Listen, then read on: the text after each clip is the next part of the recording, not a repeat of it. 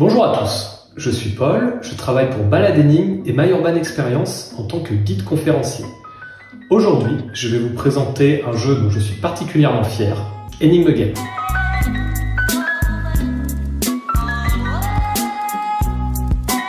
Enigma Game est un jeu collaboratif. Cela signifie que vous jouez contre le jeu, soit vous gagnez, soit vous perdez, tous ensemble. Ce jeu se situe dans Paris, à l'époque napoléonienne.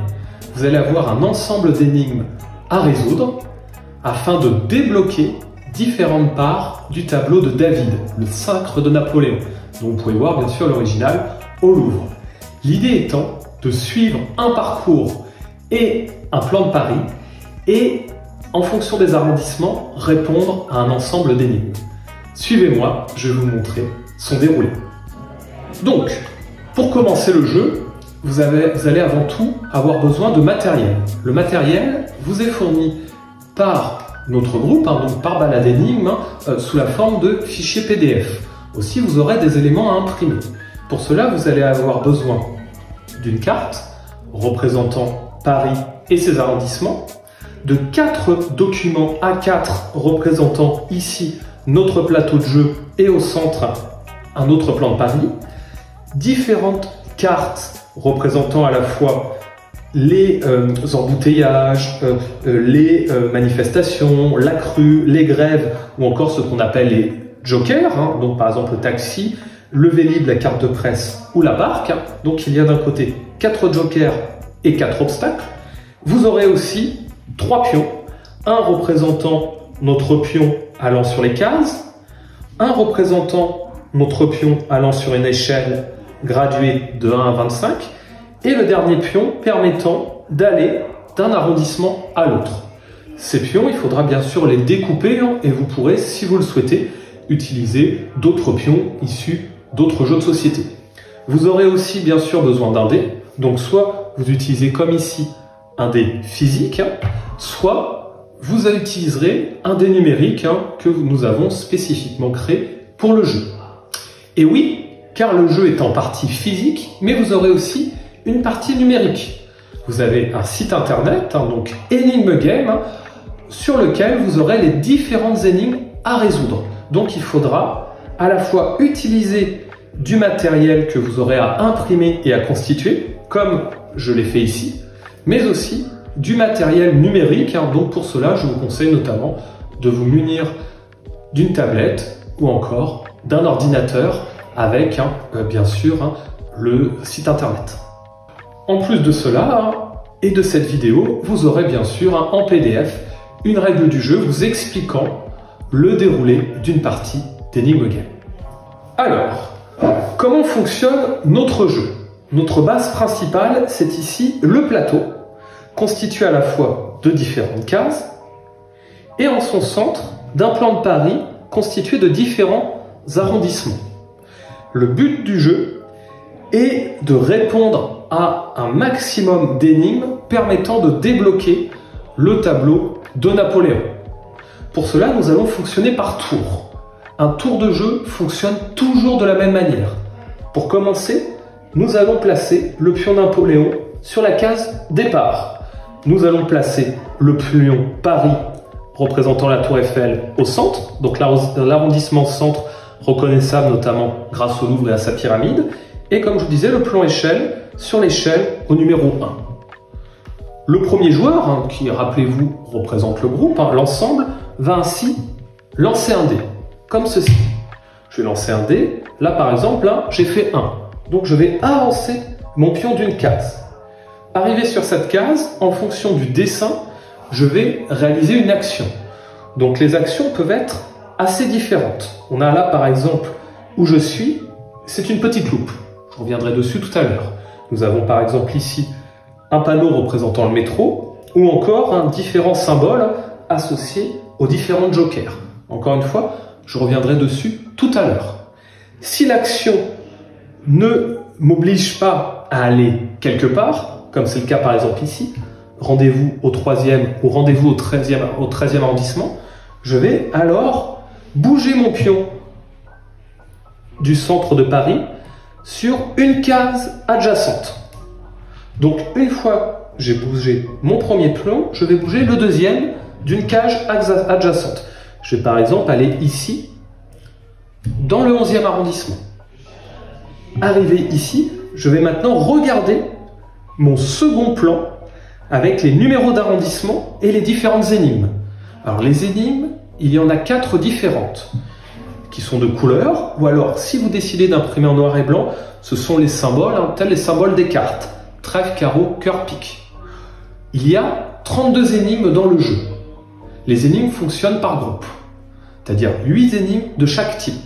Il y a des énigmes d'histoire sur Napoléon, des énigmes de culture générale sur Paris, des énigmes plutôt mathématiques, qui sont à la fois des suites ou des calculs, ou encore des énigmes un petit peu de type casse-tête, c'est-à-dire des rébus, des éléments à décoder. En fonction de l'arrondissement où je suis, vous allez devoir répondre à une énigme spécifique. Là, par exemple, je suis dans le 11e, je regarde mon plan, je dois répondre à l'énigme 11, qui est représentée par un trèfle. Donc je sais que c'est une énigme sur l'histoire de Napoléon. Une fois que j'ai effectué donc ce mouvement, je vais aller sur le site internet, où sont représentées les énigmes à la manière de cartes. Je regarde les différentes cartes et donc je clique sur la numéro 11 qui correspond à cette énigme. Je clique dessus et l'énigme apparaît. J'ai un petit texte qui nous raconte un petit peu l'histoire de cet événement et ensuite j'ai un lien qui va lancer la question. Attention, une fois que j'ai cliqué sur le lien, il y a un minuteur qui se lance. Vous allez avoir un temps précis pour résoudre la question sous forme de QCM, avec une seule réponse possible, sans possibilité de retour en arrière. Donc, faites bien attention de choisir la bonne réponse. Vous cliquez ensuite dessus et une nouvelle page apparaît. Soit votre réponse est bonne et dans ce cas-là, félicitations, vous avez débloqué une nouvelle pièce du tableau, le tour se termine et vous allez avancer le pion échelle d'une case et relancer le dé, comme je ferai juste après. Soit vous avez perdu, dans ce cas-là, de la même manière, vous avancez le pion échelle d'une case, le tableau ne se dévoilera pas et vous prendrez un malus à travers un obstacle. Là, par exemple, ici, je suis dans le 11e. Je vais donc devoir me mettre la carte manifestation qui bloquera certains arrondissements, nous empêchant d'y aller. Donc, tant que cette carte obstacle sera activée, je ne pourrai plus notamment aller dans le 11e ou d'autres arrondissements dans lesquels il y a une manifestation. Alors attention, si à un temps établi, vous n'avez pas répondu à toutes les énigmes avec l'échelle qui arrive normalement au niveau 25, le jeu sera perdu. Donc, il ne faut pas répondre de manière trop régulière à côté des énigmes. Il faut s'assurer de donner une bonne réponse. C'est encore une fois, je vous le dis, un jeu contre le jeu. Je vais maintenant relancer le dé. Donc je fais un 3. Mon pion qui est ici, je vais donc l'avancer de 3 cases. 1, 2, 3. Je récupère une carte de presse. Donc la carte de presse qui est ici, qui fait partie des bonus. Et bien ça tombe bien. Cette carte de presse me permet justement d'annuler l'obstacle des manifestations. Donc quand je vais ici, soit je garde la carte en vue d'un nouvel obstacle que j'annulerai si jamais je l'ai, soit je peux tout de suite l'utiliser pour enlever mon obstacle et donc ainsi je pourrais de nouveau me rendre dans les quartiers où il y avait une manifestation. Dans ce cas-là, je remets les cartes ici. Une fois l'action effectuée, comme je vous dis, je vais de nouveau bouger mon pion d'une cage adjacente. Je vais par exemple aller dans le 20e, ici. Et comme je vois, il y a une énigme, l'énigme 17. Donc je vais retourner sur le site et résoudre la nouvelle énigme. Et ainsi de suite, jusqu'à dévoiler complètement le tableau de David, ou encore perdre si jamais j'ai passé trop de temps. Alors, comme vous pouvez le voir, le long du plateau de jeu, il y a quand même plusieurs cases avec des dessins et symboles un petit peu différents. Comme je vous l'ai dit, nous avons 4 symboles qui représentent nos cartes joker qui servent à annuler les obstacles.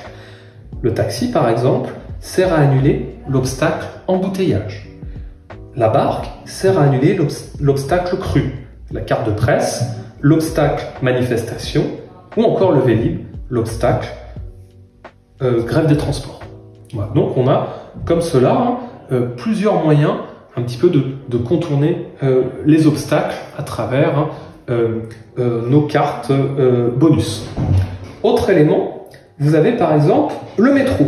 Et bien le métro nous permet, lorsque nous tombons dessus, de nous déplacer où nous voulons sur notre plan de Paris.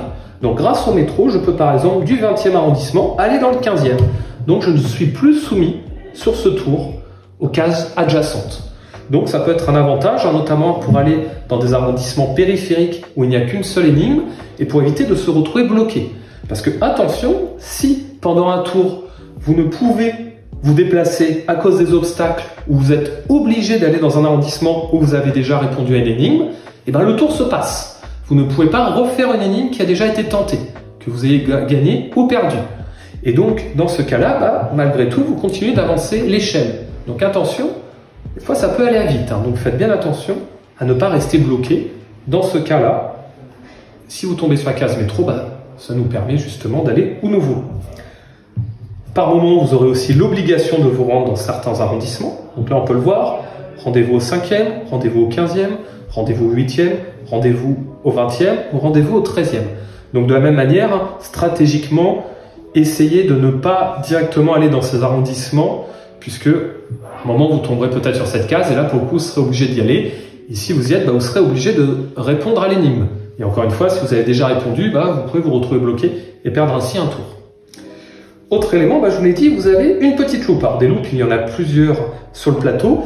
Et ces loupes vous donnent une aide pour résoudre une énigme. Comme vous pouvez voir sur l'écran, à côté de l'énigme, il y a un petit élément avec une petite loupe. C'est un indice. Cela vous aide sur la réponse.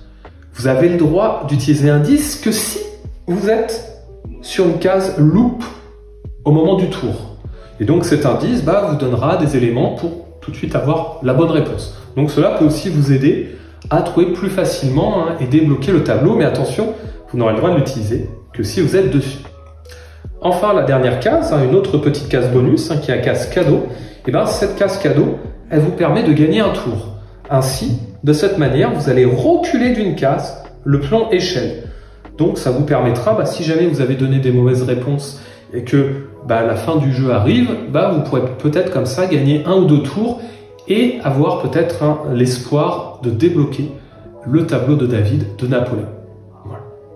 Le jeu se finit donc dans ces conditions. Tant que vous n'avez pas débloqué le tableau, que vous n'êtes pas à la case 25, vous pouvez continuer. C'est d'ailleurs pour cela que nous avons prévu 32 énigmes afin que le jeu ait une certaine durée de vie. J'espère que mes indications ont été assez claires. N'hésitez pas à nous contacter si besoin.